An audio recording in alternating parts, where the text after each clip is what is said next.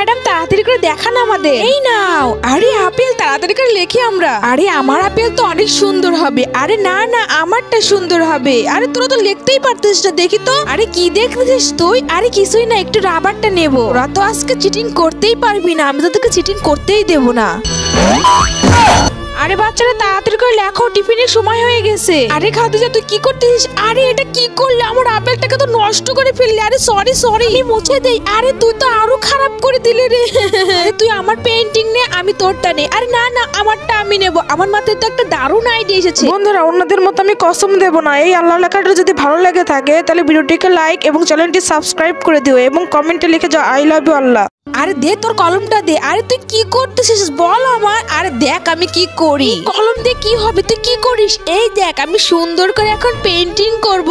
দেখ কি সুন্দর আপেল হয়ে যায়, দেখেছিস? আরে ওয়াও, এই তো আমার হয়ে গেছে। আরে আমার একটু দে না। আরে হাট এখান থেকে।